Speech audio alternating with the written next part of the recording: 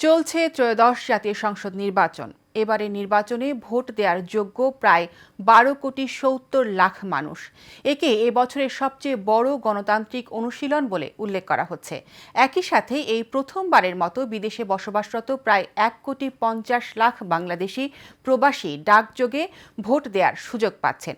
সবগুলো আসনে কত দল অংশ নিচ্ছে, কতজন প্রার্থী রয়েছে, এর মধ্যে নারীদের অংশগ্রহণ কেমন, বিস্তারিত জানাচ্ছেন কাউসার আহমেদ। ত্রয়োদশ জাতীয় সংসদ নির্বাচনে প্রতিদ্বন্দ্বিতা করছে 50টি দল। এর মধ্যে 1755 জন প্রার্থী লড়ছেন ভোটের মাঠে।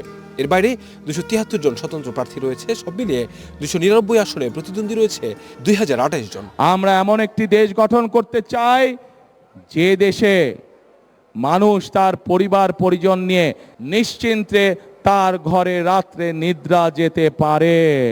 এবার সর্বোচ্চ 291 জন প্রার্থী রয়েছে দেশের অন্যতম বড় দল বিএনপির। প্রার্থী সংখ্যা নিরিখে দ্বিতীয় স্থানে রয়েছে ইসলামী আন্দোলন বাংলাদেশ, তাদের প্রার্থী রয়েছে 258 জন। যদি ঐক্যবদ্ধ বাংলাদেশ সত্যিই জিতে, তাহলে সত্যিকার অর্থে বাংলাদেশ জিতে যাবে ইনশাআল্লাহ। জামায়াত ইসলামের প্রার্থী রয়েছে 224 জন, জাতীয় পার্টির 200 জন, গণ অধিকার পরিষদের 94 জন আর এনসিপির 32 জন ভোটের মাঠে রয়েছেন। নির্বাচন কমিশনের হালনাগাদ তথ্য অনুযায়ী দেশের ভোটারের মধ্যে নারী ভোটারের সংখ্যা দাঁড়িয়েছে 6,28,85,200 জন। অন্যদিকে পুরুষ ভোটারের সংখ্যা 6,48,25,361 জন।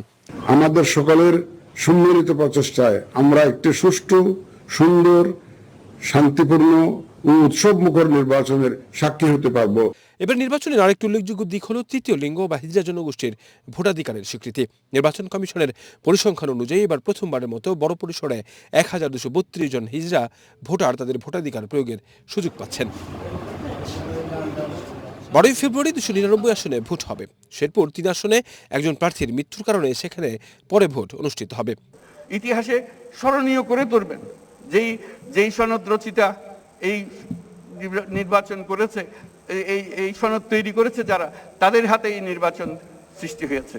এবার 13 কোটি ভোটার সংসদের পাশাপাশি গণভোটেও রায় দেবেন। সেদিন সকাল 7:30 থেকে বিকেল 4:30 পর্যন্ত ভোট চলবে। ভোট গ্রহণ অনুষ্ঠিত হবে সকাল 7:30 থেকে বিকেল 4:30 পর্যন্ত।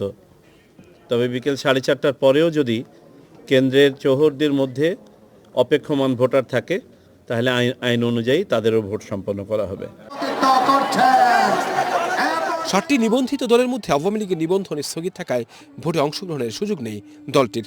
2024-এর নির্বাচন তারা নির্বাচন করবে না, আমরা চেষ্টা করেছি আনতে, তারা করে নাই, বয়কট করেছে। আওয়ামী লীগ নির্বাচন করে বেরিয়ে এসেছে। এই নির্বাচন নিয়ে যে প্রশ্ন করে, আজ পর্যন্ত দেখাতে পেরেছে যে এই নির্বাচনে একটা অনিয়ম হয়েছে।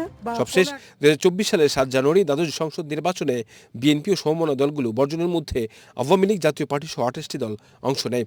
বিএনপি সহ 14টি দল ভোটের বাইরে ছিল। 299 আসনে প্রার্থী ছিল 1969 জন। এর মধ্যে স্বতন্ত্র 437 জন এবং বাকি 1,532 জন দলীয় প্রার্থী। কাউসার আহমেদ, এশিয়ান টেলিভিশন, ঢাকা।